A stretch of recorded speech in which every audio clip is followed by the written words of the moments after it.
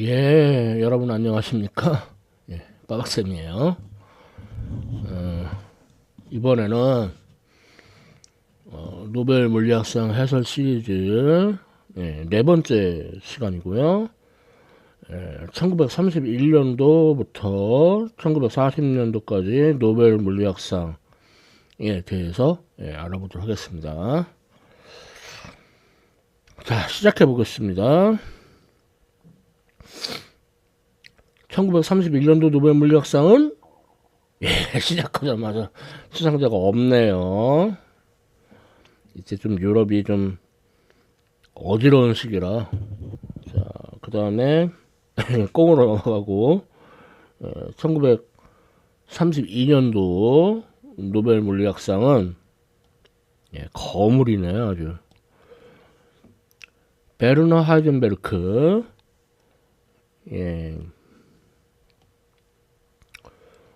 독일 사람이고요. 자, 양자물리학에서 하이젠베르크의 불확정 원리라는 게 있어요.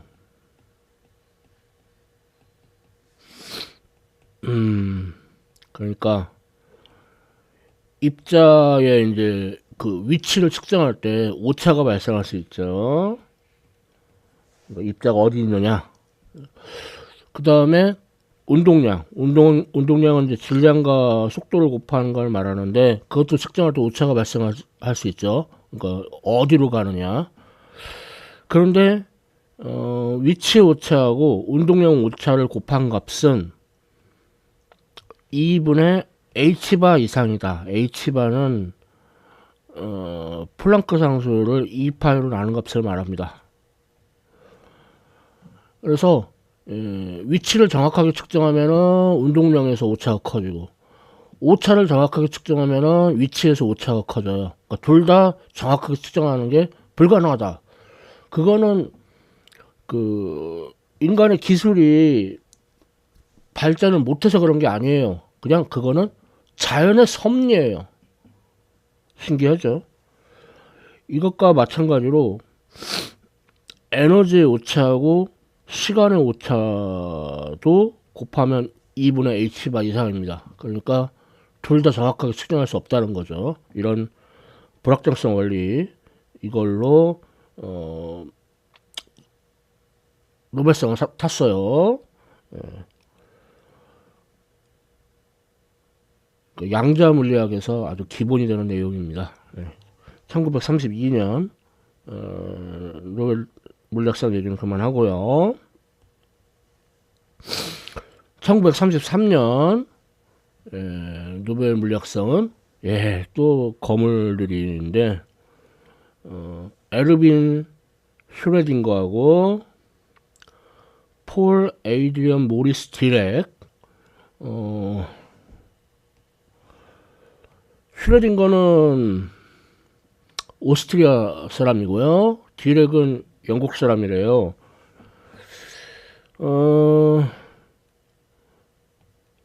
슈레딩거의 고양이 들어봤죠?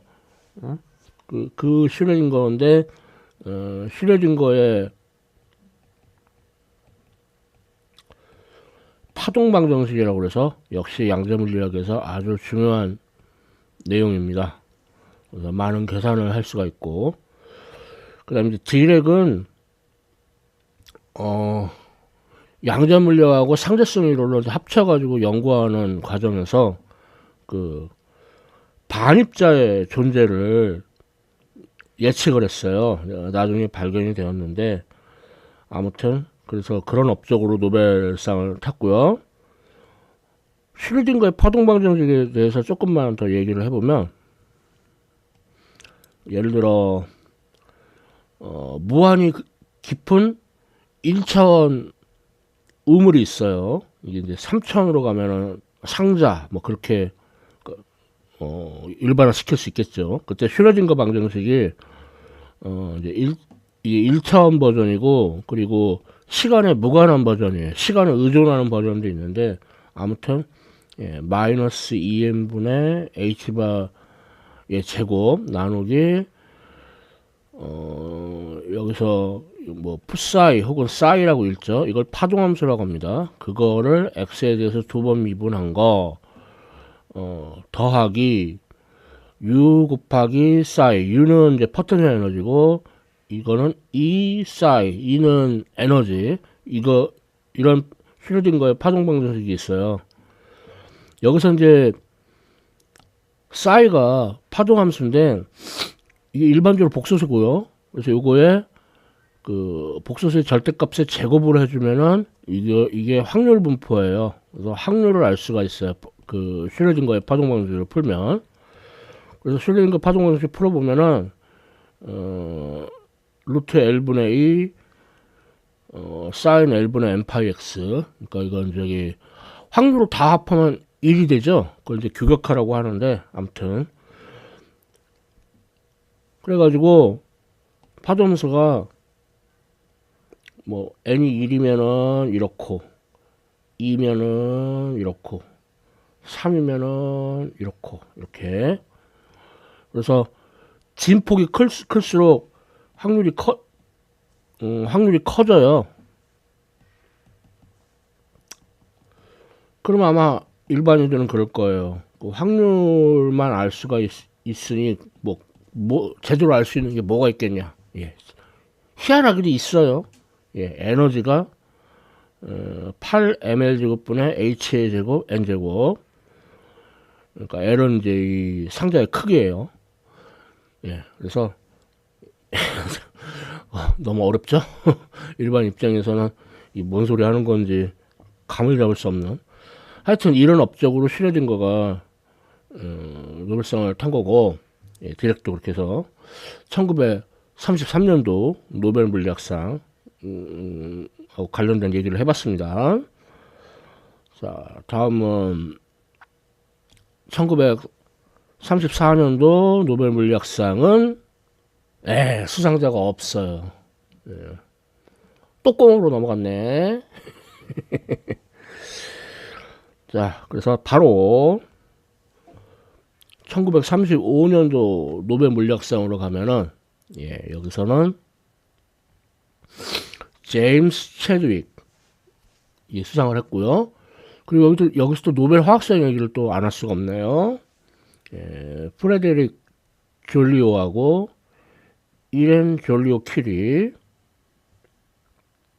그래서 먼저 노벨 물리학상부터 얘기를 하면은, 예, 체드윅은 중성자를 발견한 업적으로 노벨상을 탔습니다. 그러니까 그 핵반응을 시키는데 베릴륨은 이제 원자 번호 4번 질량수는 곧자리를 썼고요. 여기다가 알파 입자를 때려요. 알파 입자는 헬륨 원자이거든요. 그러니까 원자 번호 2번 질량수 4. 그랬더니 원자 번호 6번 질량수는 12짜리인 탄소가 얻어졌고, 그리고 우리 이런 핵반응에서 당연히 에너지는 보존되고요. 핵반응 전후에 원자 번호의 합이 보존돼요. 그리고 질량수의 합도 보존됩니다. 질량은 보존 안 돼요. 질량은 에너지로 이제 변하기도 하기 때문에. 따라서 이 보면은 핵반응 전해가 원자 번호 합이 4 더하기 2. 그러면은 후는 6 더하기 0이어야겠죠. 자, 그 다음에 원자 번호 합. 원자 번호도 질량수라고 했네. 자, 다음 이제 질량수의 합은 반응 전이 9 더하기 4. 반응 후는 그러면 12 더하기 1이어야겠죠. 그러면은 원자 번호는 전화량하고 관계가 있거든요. 그러니까 원자 번호가 0이라는 말은 전기적으로 중성이라는 뜻입니다. 그 질량수는 양성자, 그러니까 지금 1이니까 양성자하고 거의 질량이 같다는 뜻이에요. 바로 그게 바로 중성자죠. 뉴트론. 그래서 이런 핵반응을 이제 분석을 해서 누구는 그게 전자기파일 수 있다, 그렇게 주장했는데 전자기파 아니고 중성자라는 걸 밝히는 게 체득이 업적이에요. 그걸 노벨상 탔고요. 그 다음에 1935년도 노벨 화학상인 얘기를 안 할 수가 없는데, 프레데릭 졸리오, 프랑스 사람이고, 이렌 졸리오 퀴리, 이름에서도 알 수 있지만, 퀴리 부인의 마리 퀴리의 딸이에요. 그래서 대단한 집안이죠. 아버지, 어머니, 딸의 사위, 그리고 나중에 또 노벨 평화상을 또 누가 또 받아요. 그래서 이 퀴리 집안이 노벨상만 탄 사람이 5명이나 되는, 그러니까 어떤 노벨상에 관해서는 어떤 로열 패밀리라고 할 수 있는, 퀴리 집안이 그런 집안이죠. 그래서 어떻게 탔느냐? 자, 알루미늄 원자번호 13번, 질량수가 27인 알루미늄을 사용했고요. 여기다가 또 알파 입자를 때려요. 그 알파 입자는 헬륨 원자에 원자번호 2번, 질량수 4. 그랬더니 인 원자번호 15번, 그리고 질량수가 30짜리인 인이 나오더라 이거예요. 그리고 이런 핵반응에서 앞에서도 말했지만은 원자번호의 합과 질량수의 합이 보존되어야 한다고 그랬죠. 그러니까 반응 전이 13 더하기 2. 그럼 반응 후는 15 더하기 0이어야 되겠죠. 그 다음에 원자번호 합이, 이거 자꾸 왜 이러냐. 그 다음 질량수의 합은 반응 전이 27 더하기 4. 반응 후는 30 더하기 1 이겠죠. 그러니까 중성자예요. 그렇다고 중성자 발견할 업적은 당연히 아니고, 뭐냐면은 알루미늄이 인으로 바뀌었죠. 인공 핵변환. 그러니까 말하자면은 현대적인 의미에서의 연금술, 그걸로 노벨상을 탄 겁니다. 심지어는 이때 생겨난 인이 방사능이 있어요. 그러니까 이렇게 해서 인공 방사능 원소를 만들어낼 수도 있고, 그래가지고 이런 업적으로 노벨 화학상을 탄 겁니다. 대단하죠. 이렇게 해서 1935년도 노벨상 얘기는 그만하고요. 다음 1936년 노벨 물리학상은 빅터 프란츠 헤스하고 그 다음에 칼 데이비드 앤더슨, 이렇게 그 매트릭스의 미스터 앤더슨 아니에요. 자, 헤스는 오스트리아 사람이고요. 앤더슨은 이제 미국 사람이고요. 그래서 헤스는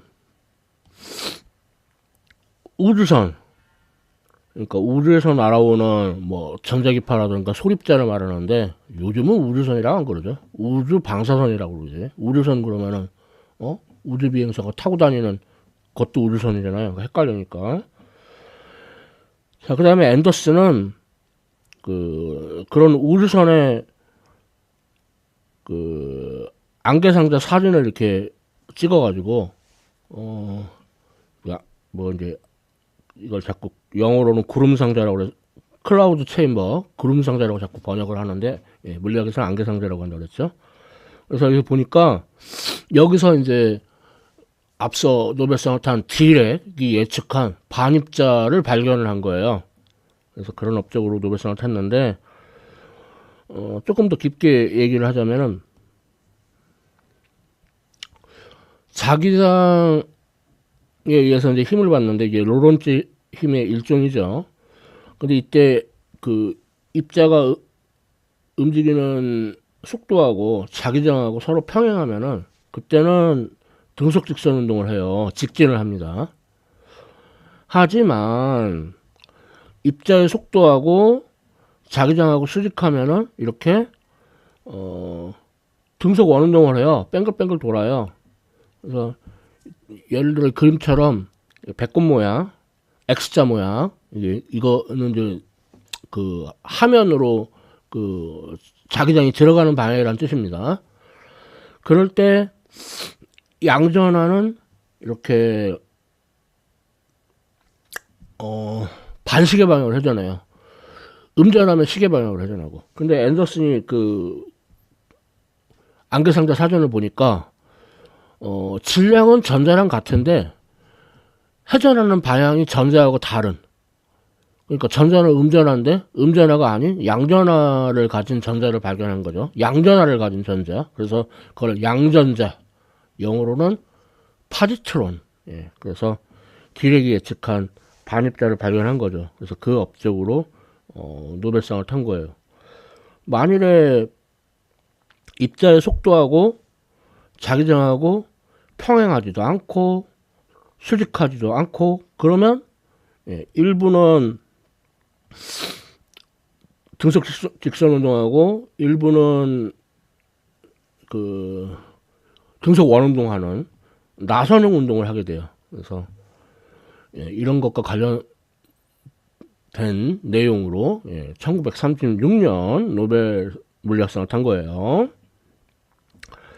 다음 1937년 노벨 물리학상은 클린턴 데이비슨하고 조지 패지 톰슨, 응? 예. 데이비스는 미국 사람이고요. 조지 패지 톰슨은 영국 사람이고, 바로 전에 그 톰슨의 원자 모형, 조지 존 톰슨, 그 사람의 아들이에요. 그래서 아버지와 아들하고 물론 동시에 탄 경우도 있지만 브래그처럼 이제 동시에는 아니지만 탔죠. 아무튼 그래서 가문의 영광. 자, 물리학 교과서 같은데 보면은 데이비슨과 거머하고 뭐 저머 실험이라고 해서 뭐냐면은 고체 결정에다가 전자를 쪼여요. 그럼 마치 X선을 쪼인 것과 같은 그런 무늬가 관찰이 됩니다. 근데 그걸 분석해 보니까 그 프랑스 귀족이었던 드브로이가 그 예측했던 물질파 파장과 같다는 걸 발견을 했어요. 응? 그래서 그런 업적으로, 그러니까 말하자면 드브로이의 물질파 가설을 입증을 한 거죠.